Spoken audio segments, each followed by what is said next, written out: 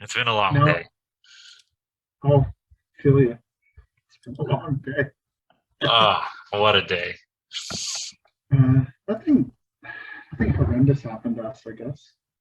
No, Um, nothing I remember. Nobody died today, There so you Well, go. that's a positive. that's a positive. Um, we were we're working an hour away from our shop, and we did a bunch of sod, so obviously we have to water, and watering an hour away is so I mean something as simple as water. Getting water can be the biggest headache. Um, so we were drawing water from this quarry that the civil contractor owns, and the pump shits the bed. So we're trying to scramble to find another pump. I ended up finding one in Gloucester, which is like 45 minutes away. Bought a new basket, a new suction hose, everything. Like we're set up, right? Get it back to the quarry. First pull, the fucking thing is seized. So Oh my god. like a brand new pump seized.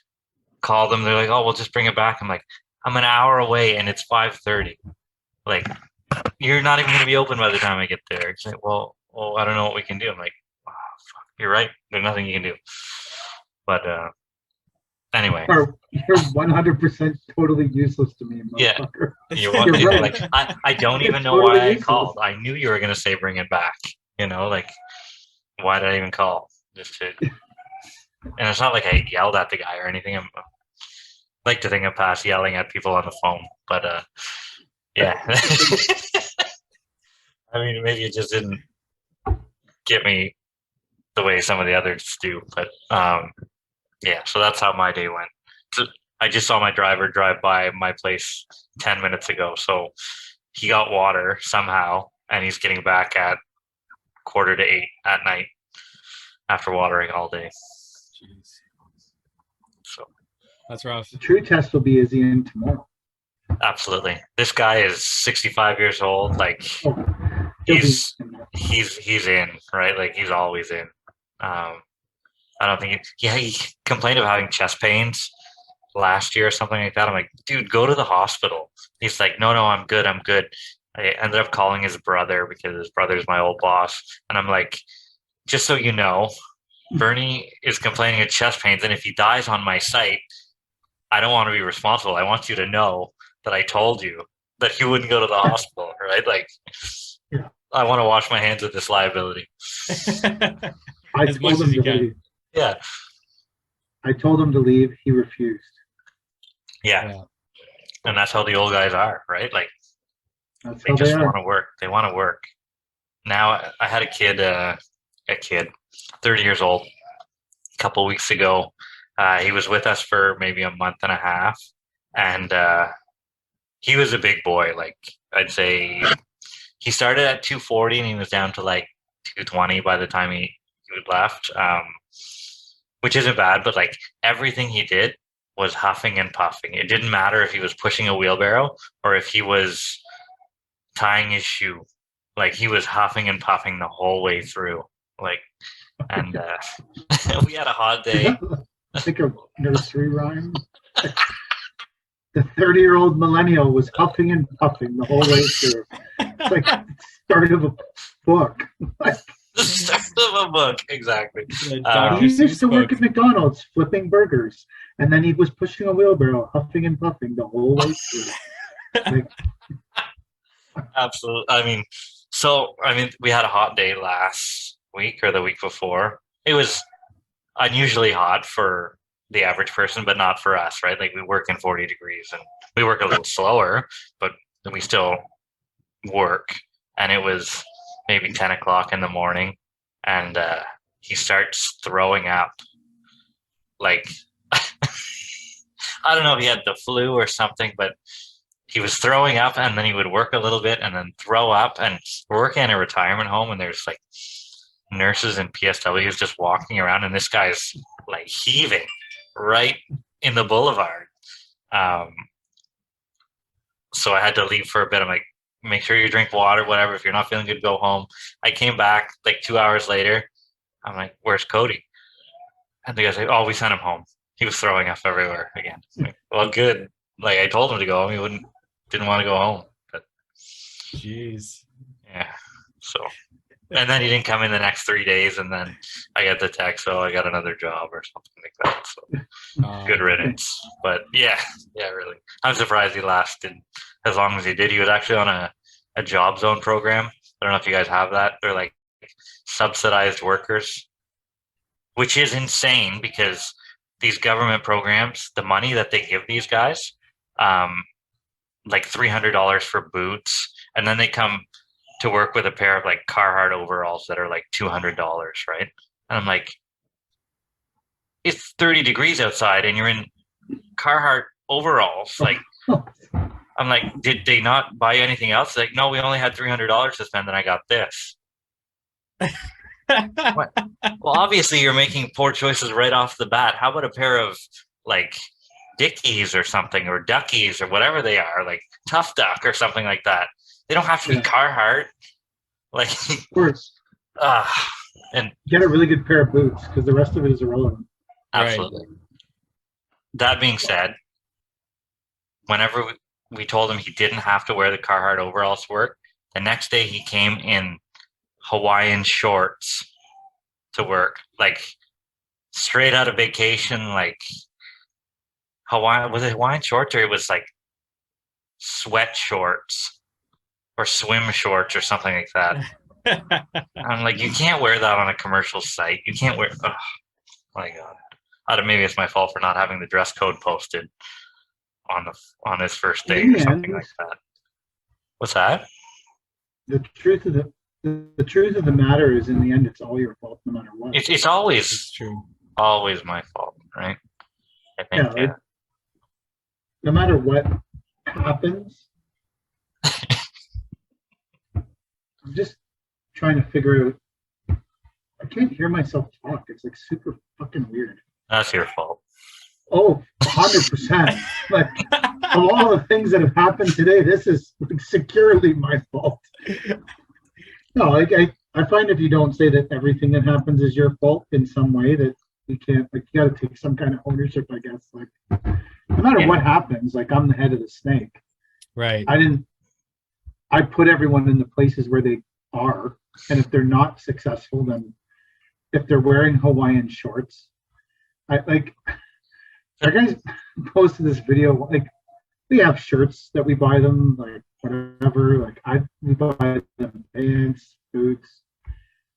Well, they post this video one day in this backyard, and one of our guys is hiding behind a tree, and I'm like, dude, you're like wearing like a burgundy top and yellow, like, it just, like, I'm like, bro, like, you gotta make some better choices when you leave the house. Like, I'm just like, I called him, I'm like, what the fuck is going on? Like, it's like, but I don't, whatever. They do a great job and everyone loves them. So hey, if you want to do that in weird shorts and a tank top, I guess I don't, there's only so much I can manage, I guess, as a person, but yeah. Yeah. No, you're right. It's I don't love the sweat shorts or whatever. Hawaii, like, we were thinking great Hawaiian shirt Fridays or something. Well, let's all do it, but not on a Wednesday in the heat where one person looks like an idiot. If we're gonna look like an idiot, let's all look like idiots together. As a group. Yeah. Let's make it as a group. Oh yeah, that I could get behind. I can.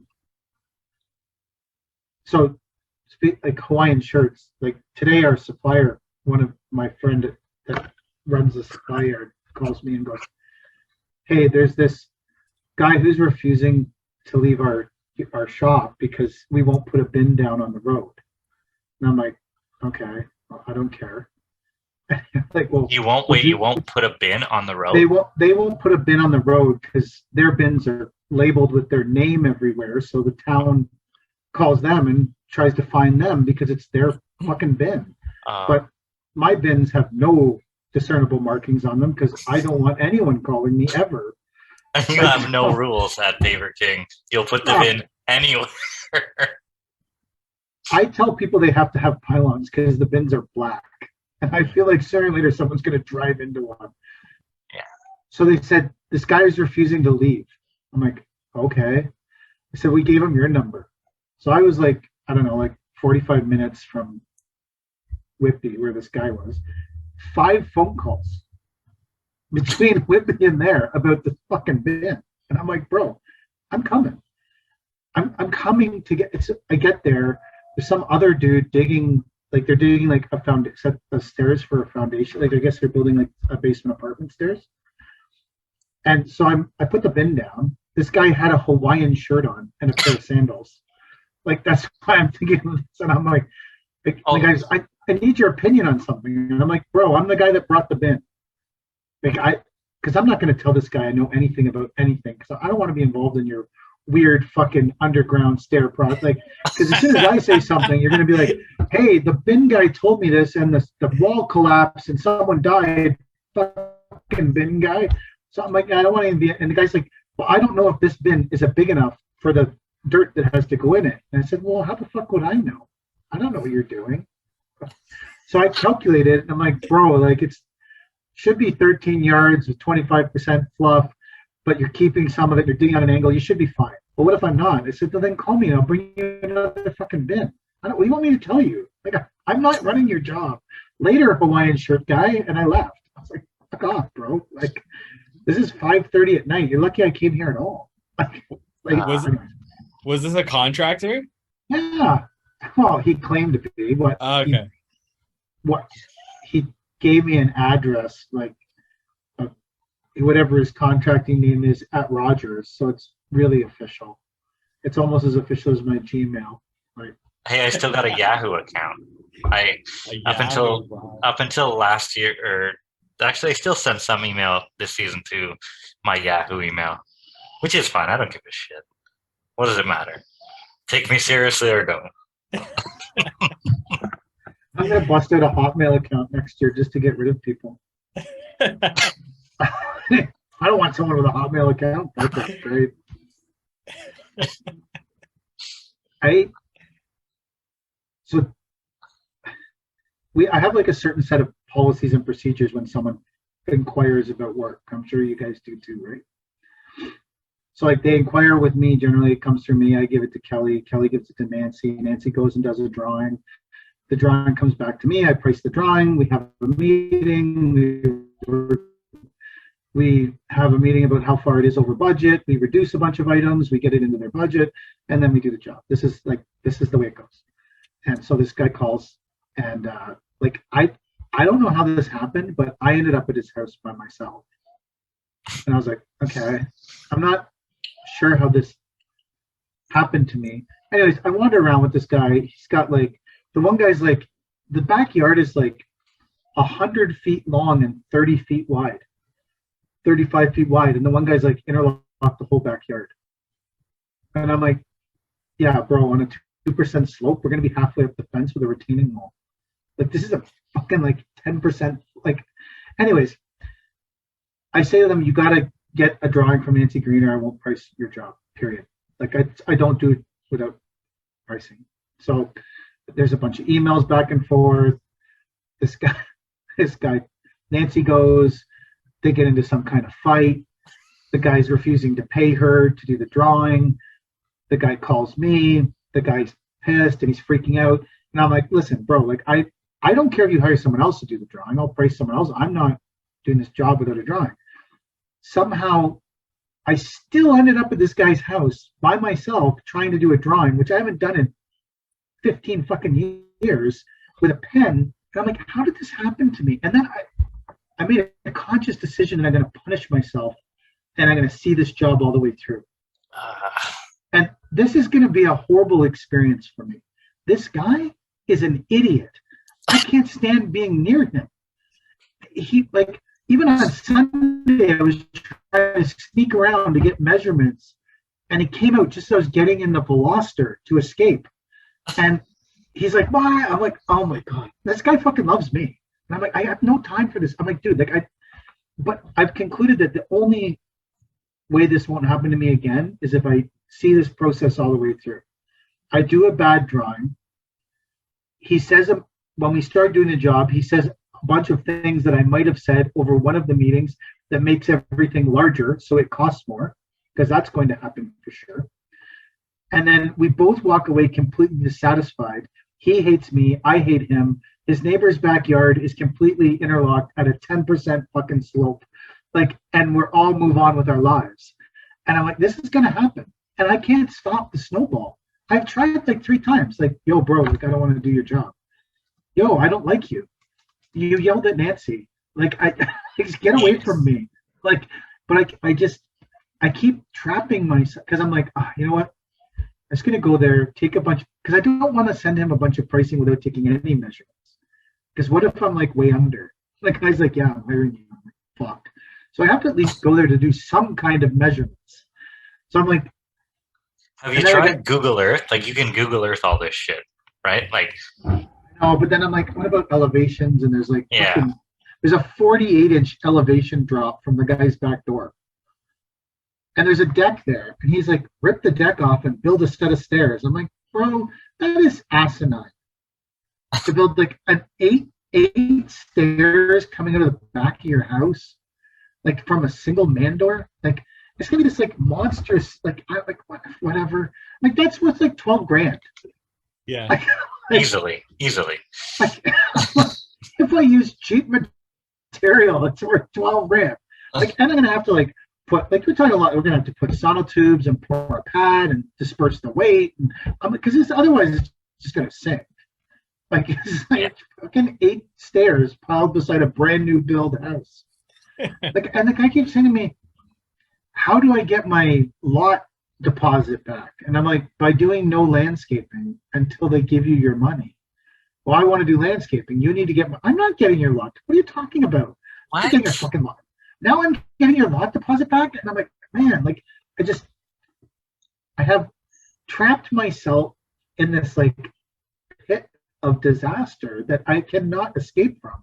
I'm like, I'm going to do this job. I'm looking at it and I'm like, this is going to happen. I'm going to do this, and I'm going to do it for way too little money, and I'm going to be pissed off at myself the whole time. And I'm consciously moving forward on this project for next season without approved lot grading, because who the fuck would want that? Like, like, with the town holding this guy's money, with no fencing that's getting paid for by the town, because this lot borders onto this lot borders onto a main road, so you could pop a fence section and it has great access. So in my brain, I keep justifying my awful behavior by going, "Oh, it's got good access, Mike. It's got some great access, man." So It what you're doesn't- saying, like, you're taking this as what you think a recession is coming, and you really need this job. I don't need this job at all. Security? Then why? Fucking- Why? I don't know. I've done this before, right? Where Exactly. You've done it too. I've done this before, but I'm like, I'll take it as a challenge, and I'll make the client happy, and everything will be good, and we'll be done. And you're right, it never works out that way, right? Like, there's always something. It's picking at you about something, or what about this and what about that, and you're just fucking miserable the whole way through. And at least you know going in you're going to be miserable, right? And then the next thing I did that day was go look at my daughter's parents from my daughter's old soccer team called me to go look at their house, and immediately I'm like, I don't particularly like doing a lot of work for people that I know in some regard, because, like, I don't know, it just makes me like, I don't know, it's like it's just not me. So I'm there. The house needs like $100K worth of work to bring the outside, and I'm like, "Do you guys have a budget for this?" And they're like, "We don't know. We don't know how much it's worth, and we're not really sure." And I'm like, "Okay, like, I don't want you to think I'm jacking you when I like give you a price for $100K for this. Like, but the house is fucked. I don't know what to tell you. Like, the whole thing is fucked. Every piece of this property needs to get touched. Every piece. Like, I feel bad because I'm like, I'm looking at this house going, how am I going to get it? Like, because if it's someone they don't know and they say it's $100 grand, but if it's someone you do know and you say it's $100, like, I just don't, I really like them. And I'm like, man, this is why I should tell people that I'm the Permacon rep still. because then people never ask me for fucking shit. Like, Except other contractors. no, even then they didn't want anything to do with me. Doesn't matter. You're right. I don't want anything to do with my permaculture rep now. So there you go. He's like, "Hey, bro, I'm coming. Like, can I come see?" I'm like, "I'm doing Softscape for the next month." That's it. Shut her down. But no, Why do we do this to ourselves constantly? Because I can think of like many occasions that this has happened to me where I've got a rule that I've set for myself where I say like this is a rule that I've set for myself because it's bitten me in the ass many times. So I'm gonna stick to this rule. But then whenever it comes up, I think this time's gonna be different. Like this time I can definitely get it. And then I move forward and then of course it bites me in the ass again. Like what is it about? Is it us as contractors? Is it just maybe us three that are going through this? Like no way. It's us three. Everybody listening is going through this. No way I'm the only person that was standing in a backyard on Monday going, why the hell am I here? I find sometimes I'll get to an estimate and I'll talk too much, right? Like I'll tell them way more than I should be telling them. And like, oh yeah, we'll do this and this. I'm like, and I'm thinking at the same time, fuck, why did I just say that? It's gonna be an extra like $5,000 that I'll probably have to eat on something, or like I get in this mode where I just talk to them and I'm giving them everything. Like I have to prove myself as a contractor, right? And I don't know. That's why we don't do too much residential landscapes anymore. My internet connection is unstable. That's weird. You're still coming in. You were cutting out a few times before here and there, but you're still good. Okay. My thing that I hate is when I meet with a client and we go through the whole scope of work. And this is just one small thing that I hate, but we go through the whole scope of work and I make sure to ask them, is there anything else that we could take a look at while we're here? And sure enough, they say no. I give them a quote for the scope of work. And then they'll say, well, it might be nice to have a step at our shed or something like that. So then now when I go ahead and I add that step to the shed to that quote, they know exactly what I'm charging them for that step to the shed for that quote. Yes. Right. And then it might be, okay, sure. Yeah, that okay. And then, well, we might look at this too now. Like, what if you go over here and do this? So now they're like pricing each thing that I'm doing. That's one thing that really, really gets on my nerves. I started pricing everything individually anyways now. I do work areas, but I don't do line item pricing. So I guess I do this. I guess that's a good description of what I'll do, like the interlock, the outdoor kitchen, the building, the deck, not that I would build it, I would sub it out, but whatever. The deck, like I do all those items, and I'm like pool coping, or like and I let them, because some items have like if you don't do the pool coping, like okay, well I'm not doing the rest of the job. Like so the pool coping and the pavers go together. Like it's just the way it is. Like and just to clarify why that bugs me is that the client will look at placing a step and think just like, well, you just have to put the step on the ground, but they don't take into factor like our overhead, our having a machine on site to be able to place that step, the small little base preparation. So they look at and they know the price of the step being like $350. And then they look at my price and they think, well, the step's only like this. Why is the labor costing this much to be able to place it? Like it's those small little things that they add on that I don't think they recognize, how much that takes, even though it's a small little thing to be able to add on to it. Yeah, it's better if it's part of the overall group quote, is what you're getting at. Yes. Yeah. Yeah, I agree. That's like, I hate when someone like adds a gate. I need a gate. Like the fencing guy's like, yeah, I'll build the gate for $600. And I'm like, really, man? Like you're gonna do something for $600? Like, you're fucking talking about. So then I charge like $1,000 for the gate, and then the fence guy's like, yeah, the gate ran a bit over. I'm like, yeah, I fucking knew that would happen, bro. Stupid $600 gate. Like, what the fuck are you talking about? I don't like those kind of items. I agree with you. It's like, I would rather, I don't know. Yeah. I don't like when people add, like, I don't like extras. It's this like abomination of shit that can never go well for you. Like, Yeah. because people are like, I need an extra 50 square feet of pavers. I'm like, okay, great, because my pavers are mixed in with the planting and all this stuff, and you don't realize how much this is actually costing per square foot, and you see value of the overall project. And now I think that's what you're talking about, Mike. Like, now I'm nailed down to like exactly what I'm charging per square foot for these pavers. Right. Like, and they're like, well, I just can't believe it's that much. I'm like, okay, well, I don't know what to tell you. Like, I don't, yeah, I don't enjoy that part of it either. Like, I guess that's one, like, commercially, like, if you add 2 square meters of sod, you charge the square meter sod rate. Yeah. Like, it's already existing. It's there. Like, whatever the square meter of pavers are, if they make it 100 square meters bigger, then you charge 100 square meters more. Like, it doesn't, like, that's easier. That's, I think, one part of it that's, Yeah, and you're not dealing easier. with like a homeowner or one person for that, right? Like you're dealing with the machine that you're working with, the civil contractor, whoever. Like, well, you added 5 meters of pavers, so there's an extra 5 grand or whatever it is, right? Yeah. Yeah, like you don't have to have that face to face with the homeowner who's already opening their wallet and there's moths coming out, right?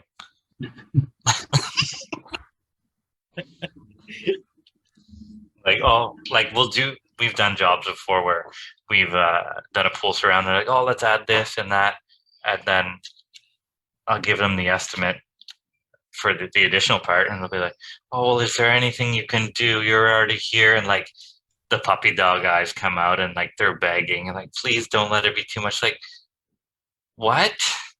I like, I'm not. Your price doesn't depend on how nice you are to me. Like the price was the price, right? It's Yeah. I don't know. It's I don't know. It's not great business, but they're not business people either, right? Like they're Yeah. just homeowners. They're How much are you willing to do for a client, and we're talking residentially speaking here, before it becomes a change order? oh, I let go way too much. Like I yeah, do too. I I will honestly say I've given away thousands of dollars on multiple occasions. If I Oh, like if I had to quantify it, probably upwards of $25,000 in the last 2 years. You know, that that's seems like just a fair estimate. yeah, like I'm probably not. not that high, but I can see. I've built like I think Paper King. You said you built walls for free. I've done that. I built big walls with big steps for free just because I'm like shit. I didn't think that grade was going to be like that.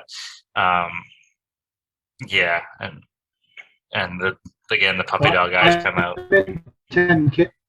Yeah, I'm in 10K on one wall this year. Just this year. I think 2 years ago I was in 6 or 7K on a different wall, but I didn't manipulate the contract right when they asked for a change to the contract on that wall.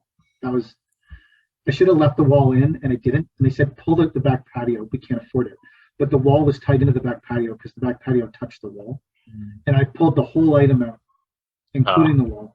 And then we excavated the whole backyard, and we started like going to level the backyard. And I was like, wow, this is going to really suck with a wall. Fuck.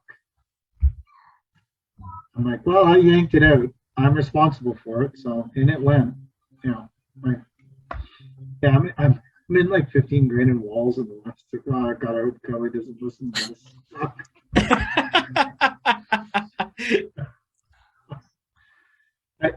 Yeah, like I don't know. I guess we tried really hard now to not have that happen, and Kelly does a better job, to be honest, than I've ever done in my life of tracking extras. And I don't know when it becomes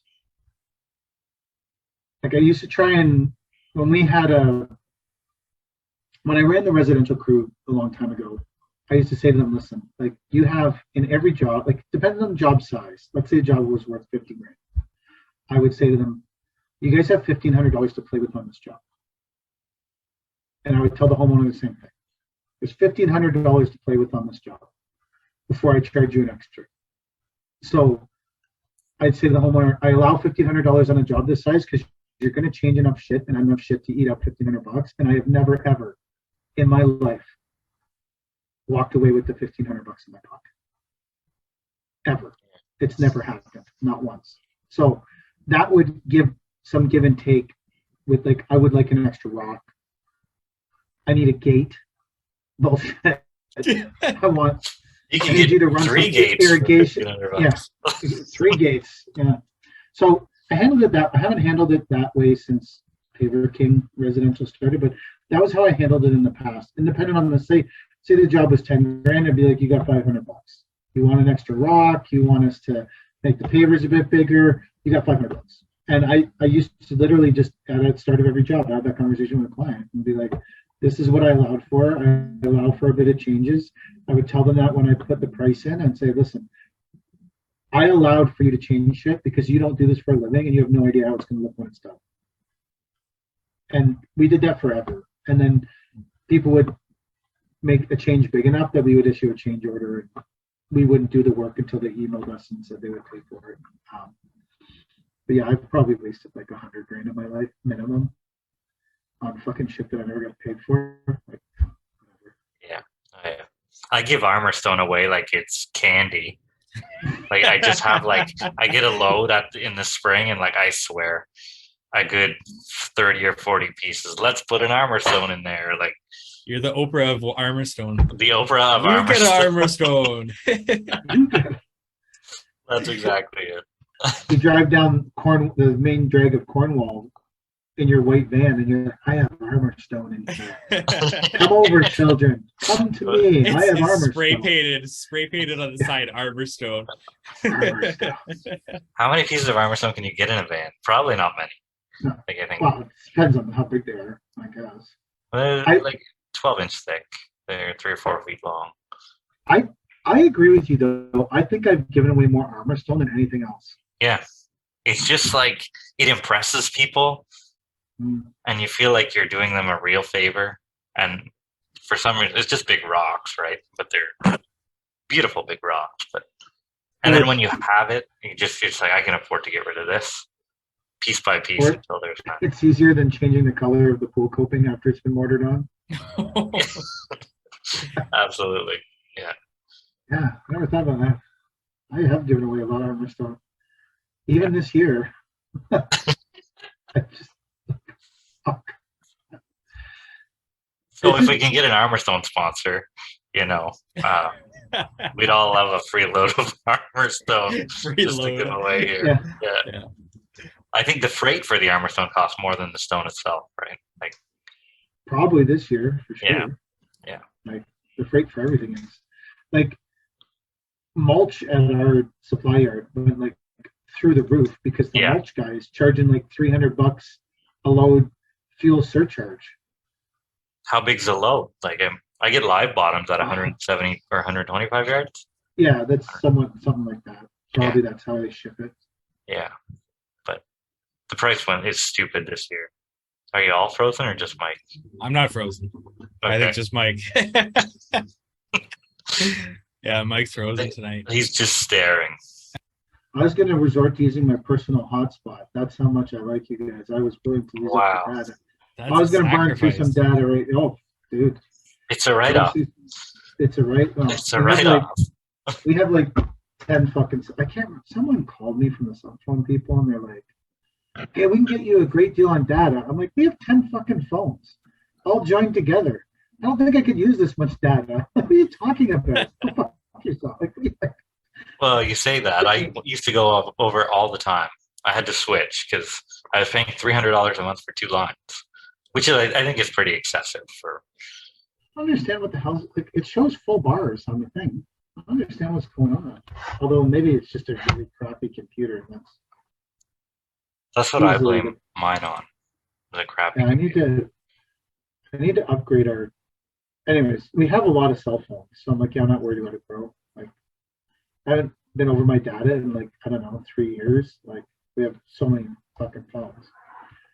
I think our bills, I don't have any, to be honest, I have no idea. This is like the out of control version of our company. Like I was talking to last week. I have no idea how many cell phones we have or how much it fucking costs. I don't even know how many cell phones we have. I know there's a lot of them because the drivers all have one. Can you pay for all your drivers' phones? Like they all. Yeah, I don't want like, I know this. Two of our drivers are women, and I don't know everyone that gets a fucking phone number, so they use their own. They give out the phone numbers we pay for.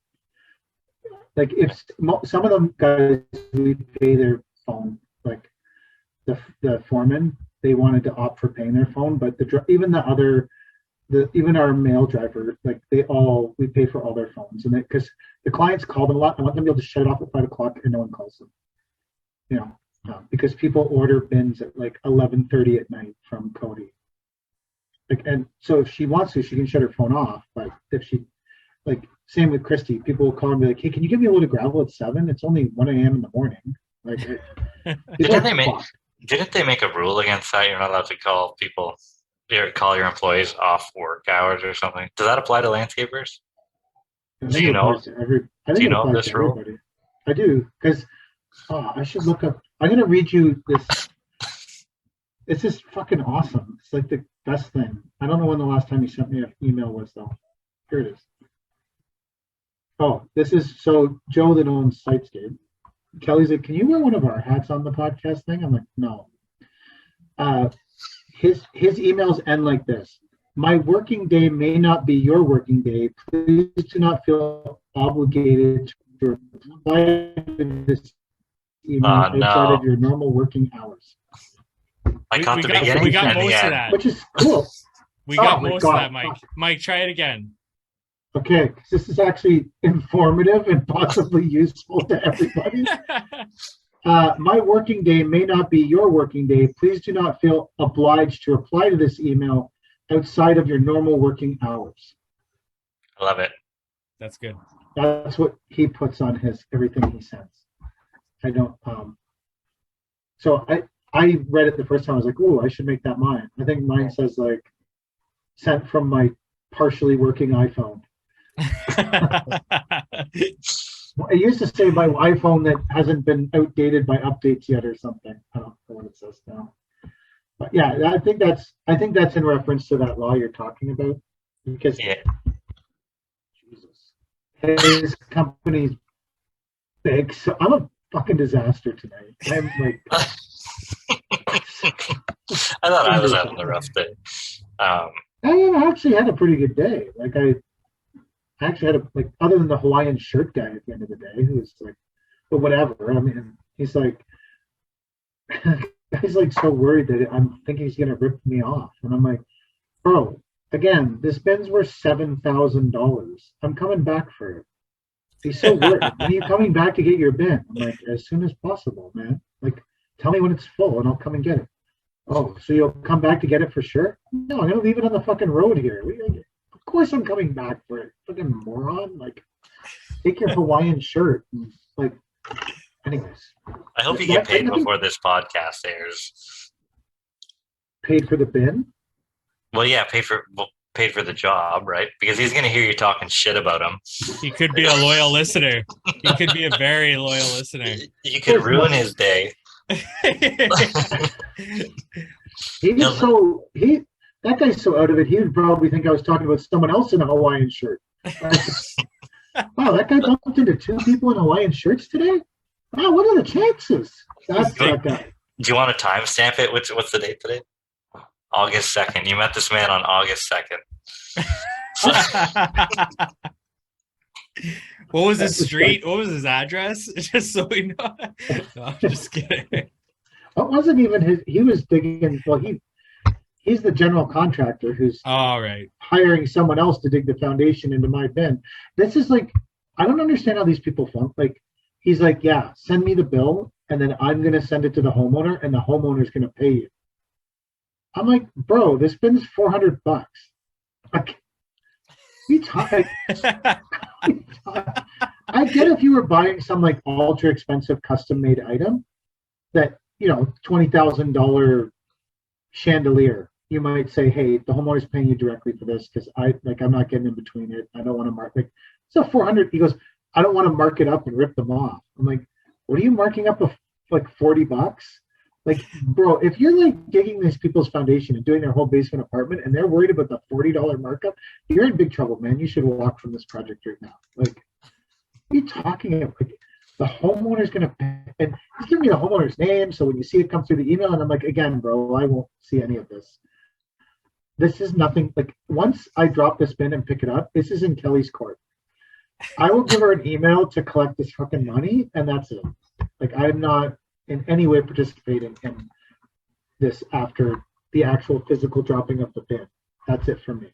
Like, the rest of it's on Cal.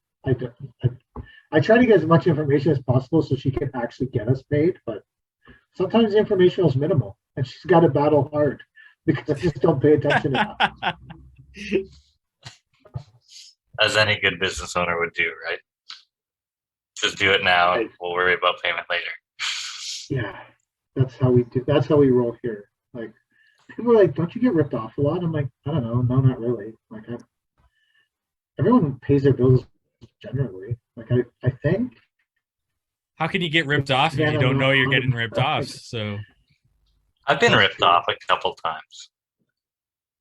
Once, I'll never forget, but not like I don't get ripped off often. Like, it's not a yearly thing.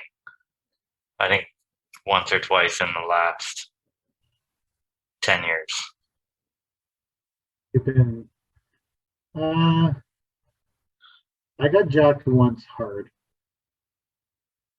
and then the guy. This is this. We're working by the hour for this guy for like, and we were supposed to go there every Friday because it was some cottage and it was a huge job and I couldn't take actual time out of my schedule, so we went every Friday for weeks. When I presented the guy with the hourly bill at the end of the job, the guy was like, "Yeah, it's not worth that much," and shorted me this $7,500 or whatever, right? And I said to the guy, "Bro, like, it's all on paper. I recorded every time." He goes, "Well, you can try suing me, but like, I don't think you're going to be successful, and I'll just buy out your bad debt and own your fucking house." And I was like, "All right, cool. I know my place. See you later. Been good. Bye." Like 3 weeks later, the guy calls me, and he's like, "Hey, man, I need someone to interlock my driveway at the cottage." I'm like, "Bro, you just ripped me off for $7,500. What the fuck are you talking about?" He's like, "I feel bad about it." I'm like, "Good, you should, because you stole $7,500 from me." And he's like, "So I'll give you how much? You give me a price just to lay the papers. I supply everything, and cover the $7,000 in it, and I'll pay you, and then that way, you'll get your money back." And I'm like, "Okay." And so, yeah, you're shaking your head. No, right? So immediately I was like, "Yeah, fuck yeah, let's do that."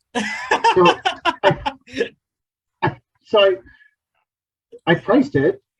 We went and laid it, and he paid us every penny he owed us, including the $7,000 that I'd included in it. wow. And we got the money back. How could you not? How could you do that without a bitter taste in your mouth? So Like, my business partner at the time, I said, "Hey, we're going back to the house, the cottage in Beaverton." And he was like, "I'm not going back there." And I'm like, "Bro, we need to go back there because we need our $7,000 back. Like, so go there now and lay this fucking driveway as fast as you can. We're getting paid by the square foot to lay it. So the faster we lay it," and I don't think that this guy got a top quality job from us. I'm going to be honest, but we got our money and we got our $7,000. he doesn't deserve a top quality job, first off. No, but it was idiot. In retrospect, now when you tell the story, it sounds moronic that this guy ripped you off and you went like back for more. I'm shocked he paid you the $7,000. That's incredible. He did. Like, yeah, he came due on it. There's some guy that owes us $400 for a bin right now that I know we're never getting paid. Because actually, he texted me today, but it was like this really weird. What the fuck was it? It's just like, I thought it was like a virus. I'm like, "Good, fuck you, dude. I hope you got a virus." Where is this guy? This is the guy who washed his concrete truck into my bin. Oh, really? Oh, it's like unbranded media tours urs.ca. It's like tap to load the preview. Yeah, like that's happening, buddy. I think your phone got hacked. Like, so I don't think we're getting our $400 from that guy, but in general, like most people, we have one account that's maybe 14 grand right now, and I'm not sending the trucks back. We'll put it that way. Like Yeah. I'm like, in terms of people owing us money, like 14 grand is like a lot compared to like some of the other people that owe us money for work completed. But this one makes me, and normally I'm not nervous at all, but this one I'm like, I feel like I'm not getting paid here, like, or something. It makes me feel, and I'm like, fuck, like it just, whatever. I knew going in, like I should have done what I did, and I did it anyways. And Yeah, I've done that where I shouldn't have maybe done as much as I did before seeing someone. Like, we did a commercial job this spring for a hotel building company, just a GC, right? And we got there and we're putting base in and all this stuff, and we're like, well, you got to move these sea cans. We got topsoil to do. And they're like, well, we can't right now. Why? It's like, because they're full of furniture and we can't move them until we get the electrician in here to do the lighting on the first floor or something. I said, where's the electrician? Well, we haven't paid him, so they won't come back. So what the fuck am I doing here? I'm here to start work, right? And the guys are packing as we speak, and the guys are putting in trees and shit like that. And here I am saying, well, we got a PO, so it'll all be okay, right? And now it's fucking 6 months later, and we got to lean on the building, and who knows? I mean, someday someone's gonna have to pay us, or else the building's gonna sit there and rot, right? Like, someone will have to buy the building and pay the liens. But I don't think I'll see my 20 grand anytime this year. So, welcome to contracting. Yeah, that's what it's. Yeah, tire fire. That's what as close as it's got for me this year, or the most I've lost this year. I think is that one so far. Yeah, that money's not technically lost yet, though. Yeah, it's not lost yet, but yeah, it's just way overdue. yeah, whenever the accountant does year end, it'll probably have to go in the not like, I don't want to be paying tax on that 20 grand by the end of the year. So we'll see. One day it might come in the mail. The things you learn to live with, eh? Like, years ago, if I were burned for 20 grand, I would lose sleep for a month. Like, and now all of a sudden that sort of rolls off your back. It's like everyone's, I don't know if I've said this before on here, maybe I have, but like, I was in a bad way when I was splitting up with my daughter's mom, and the business, it never snowed. We were doing everything by the push. We were bleeding fucking cash, like, and in the spring we were doing this armor stone wall, and I was trying to get out from under a whole bunch of stuff, and this guy didn't pay us $5 grand. And I was talking to my old boss, and I said to him, he was like, oh, you don't sound good. And I said, oh, this guy didn't pay me $5 grand, but I know in your world that's nothing. And he was like, whoa, stop. Your $5 grand is my 50 grand, is Ronnie's, who's another guy that we knew, 5 million, is someone else's 50 million, is someone's $5. It's money that you're owed, cold stop. It doesn't matter how much money it is. It's an important amount of money. It's whether it's 20 or 5 or 100, it's cold, like, it doesn't matter. It's someone that didn't pay you. And to be honest, like, I have no use for that guy now, but it was probably one of the things that I learned from him, that was, it doesn't matter what the amount is. If someone didn't pay you, they didn't pay you. Yeah, no, I agree with that, right? But for some people, $5 grand is the difference between going tits up and staying rolling, right? Like, at this point, 20 grand's not going to send me tits up, knock on wood. But 20 grand for someone, like, I had a conversation with one of my partner years ago before we were partners. He did a job and got burned for 20 grand. I said, if that were me, like, I'm not coming back from that this season. Like I'm game over. I'm working for someone else after that, right? So yeah, It all depends where you are in your business Yeah. journey, right? Like it's all percentages. Like how much is that percentage going to eat away your profit and then into your salary? I've only been burned on one job, knock on wood, so far, and it was actually a client that I did side jobs for when I worked at a supplier, and he was what I thought was a good guy. And then my first year in business, when I made that leap, he burned me on a job and like completely ghosted me. And this is like a general contractor that he did house flips and everything like that. And that hurt. But that was like, now I look back on that. If that happened today, like I'd be totally fine. But it was my first year in business. I convinced my wife that I was leaving my job and going to start my own business. And that was like, what was it? It was maybe like a day's worth of work, a day and a half worth of work, which I don't know what I was billing out back then, but like the fact that I didn't get that money, that really hurt. And then for me to like come home to my wife and be like, yeah, a day and a half that got totally burned. Like back then that hurt. And that wasn't going to make me go tits up or anything, but like that hurt then. Today, even like later on in that year, that I could have eaten that no problem. But that was like my first experience of getting burned. So it's all perspective, right? Yeah. Yeah. I was burned once. I built a job and apparently it wasn't as big as the client wanted. Or it was a step that wrapped around her fucking deck. Because her deck wasn't low enough or something. So I built another step to break the difference between the deck and the grade. And all it was a step, and apparently the step wasn't big enough, which I don't understand because it was bigger than the fucking deck treads on her other steps. But I built the thing so that it could withstand a bomb, right? Like the deck's probably gone now. The step is still likely there, but I always wish that I built it way shittier. just so that it wouldn't last and that she would have nothing by this time. Who knows? Maybe the material that we used is I can't even say the name of the company. I'll get sued. Maybe it's falling apart, but who knows? Yeah, that's all I can cling to in that scenario is that maybe for some reason that step is failing somehow because I'll never see that money. But whatever. Now it's water off a duck's back. So yeah,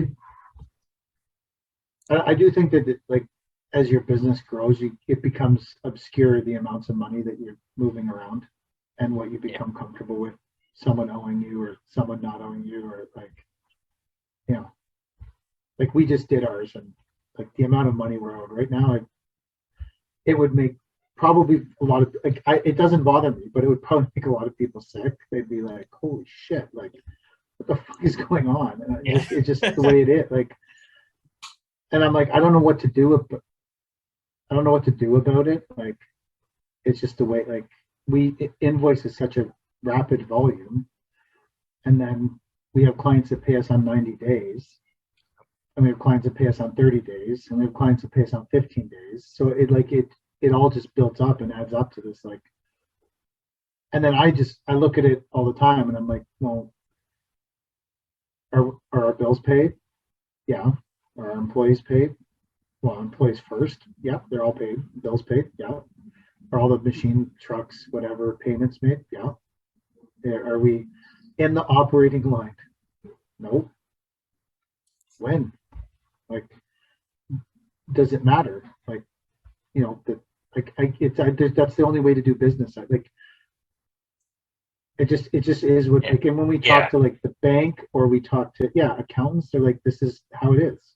You know, this is how it is. Like some guys I know operate like they need their line of credit, right, to run their business through the season. Thankfully, I'm not at the spot where I've ever borrowed money for. I mean, we have machine payments and stuff like that, right? But I've never financed like working capital or borrowed for working capital yet. Anyway, knock on wood. But like you say, all the machines are paid, the guys are paid, the suppliers are paid, but we're waiting on fucking tons of money too, right? And it's, I mean, it's as good as being in the bank, but it's not because it's not in the bank. Right. It's we'll get it all. These are all big contractors, right? Like you got to shake the cage a little bit.